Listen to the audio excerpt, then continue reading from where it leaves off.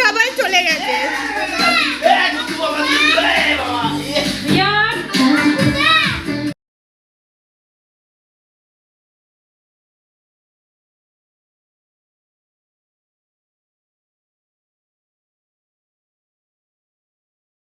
নমস্কার বন্ধুরা, খাদ্য রসিক বাঙালি উইথ পায়েলে তোমাদের সবাইকে স্বাগত। তোমরা সবাই কেমন আছো?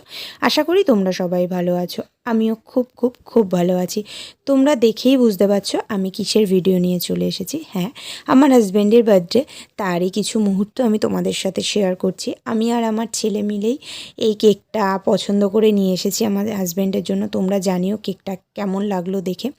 তো এই আর আমি পায়েস করেছিলাম, সেটা দিয়েই ছোট্ট করে একটা বার্থডে সেলিব্রেশন হয়েছে। আর নেক্সট ডেতে আমার হাজব্যান্ডের দাদারা তাকে না জানিয়েই কেক, খাওয়া দাওয়া সব কিছুরই আয়োজন করেছে। তো সেটাও আমার হাজব্যান্ডের কাছেই সারপ্রাইজ ছিল অবশ্যই। তো সেই দিন আমি কি রান্না করেছি, কি খাওয়া দাওয়া হয়েছে, কি মজা করলাম সবই দেখাবো। আর এই যে আমাদের ক্ষুদে সদস্যটা দেখছো, এটা হচ্ছে আমাদের ক্ষুদে সদস্য অবশ্যই, বাট এর থেকেও একটা ক্ষুদে সদস্য আমাদের বাড়িতে রিসেন্ট এসছে 27 জানুয়ারিতে।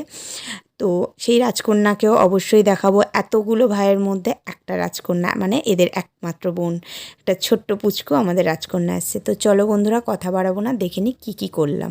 চিকেনের টেস্টটা কেমন হয়েছে বাবা? খুব ভালো মা, আবার করবে। আমার হাজব্যান্ডের বার্থডেতে খুবই সামান্য আয়োজনই করা হয়েছিল রাত্রের খাবার। তো রুটিটা কিনে আনা হয়েছে, আর আমি বাড়িতেই দই চিকেন করেছিলাম। তো দই চিকেন করেছি, কীভাবে করেছি, কী দিয়ে, সেটাই তোমাদের সাথে শেয়ার করছি।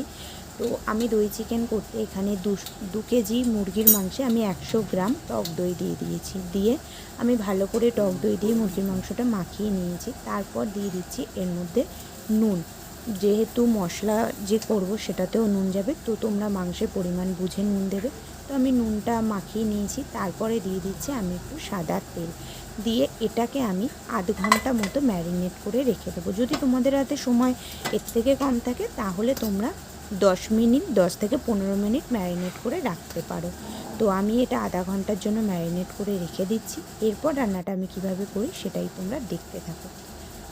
মাংসটা ম্যারিনেট হতে হতে আমি গ্রেভির যে দই চিকেনের গ্রেভির যে মশলাটা সেটা করে নিয়ে আসি। তো তার জন্য প্রথমে আমি মিক্সিং বলে পরিমাণ মতো পোস্ত দিয়ে দিয়েছি। সেটাকে আমি শুকনো অবস্থায় গ্রাইন্ড করে নিয়ে চলে এসেছি। আমি কিন্তু জল দিয়ে বাটিনি যেহেতু মিক্সিতে, তো সেই জন্য। তো তারপর দিয়ে দিচ্ছি এর মধ্যে আমি চাল মগজ। মাংসের পরিমাণ বুঝে অবশ্যই এটা সমস্ত মশলাটাই পরিমাণ বুঝেই দেবে তোমরা। চাল মগজ আমি দিয়ে দিচ্ছি। এরপর দিয়ে দেবো এর মধ্যে আমি রসুন। আমি এখানে 2 কেজি মাংসে প্রায় 1.5 খানা মতো রসুন দিয়েছি। এরপর দিয়ে দিচ্ছি আদা, এটা আমি একটা ছোট টুকরো দিয়েছি।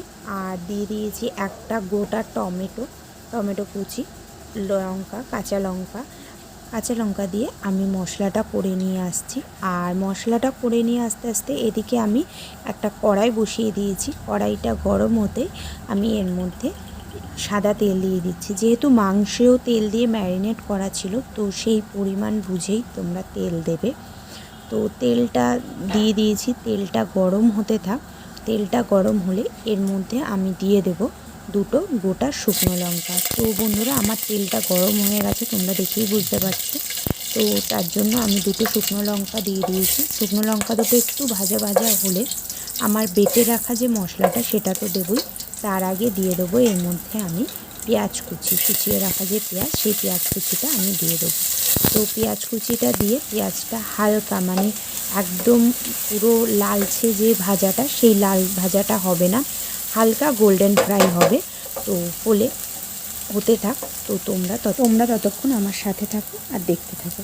তো পেঁয়াজগুলো ভাজা হয়ে গেছে, আমি যেরকম বলেছিলাম হালকা গোল্ডেন ফ্রাই হবে, তো সেরকম ভাজা হয়ে গেছে। আর এইদিকে তো আমি মশলাটা বেটে নিয়ে চলে এসেছি। এবার এই পেঁয়াজ ভাজার মধ্যে আমি মশলাটা দিয়ে দেবো। মশলাটা দিয়ে আমি ভালোভাবে মিক্সড করে নেব। তারপর এর মধ্যে একে একে আমি কী দিই সেটাই তোমরা দেখতে থাকো আর আমার সাথে থাকো।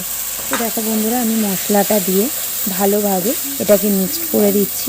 এরপর দিয়ে দেবো আমি স্বাদ অনুযায়ী নুন। যেহেতু মাংসেও নুনটা মাখানো আছে, তো তোমরা কিন্তু অবশ্যই পরিমাণ বুঝেই স্বাদ অনুযায়ী তোমরা নুনটা দেবে। দিয়ে আমি এর মধ্যে দিয়ে দেবো অল্প একটু চিনি। আর ঝালটাও কিন্তু তোমরা যে যেরকম ঝাল খেতে পছন্দ করো, কেউ বেশি কেউ কম। যদি কেউ কম ঝাল খেতে পছন্দ করো, তাহলে আমি যেরকম লঙ্কা দিয়েছি যা পরিমাণে, তোমরা সেই পরিমাণেই দিও, তাহলে খুব বেশি ঝাল হবে না। আর এর থেকে যারা বেশি খাবে তো তারা আরেকটু বেশি দেবে। তো এদিকে তোমাদের সাথে কথা বলতে বলতে আমার মশলাটা কষানো হয়ে গেছে। এবার আমি ম্যারিনেট করে রাখা যে চিকেনগুলো সেটাকে আমি পুরো দিয়ে দেব। দিয়ে এটাকে আমি ভালোভাবে মিক্সড করে নেব। তো ততক্ষণ তোমরা আমার সাথে থাকো আর দেখতে থাকো। তো দেখো বন্ধুরা, আমি কিন্তু ভালোভাবেই মাংসটাকে যতটা সম্ভব আমি মিক্সড করে নিচ্ছি। যেহেতু কোয়ান্টিটিটা বেশি, তো বুঝতেই পারছো একটু প্রবলেম তো হয়। তো যাই হোক, আমি ভালোভাবে মিক্সড করে নিয়ে চলে এসেছি।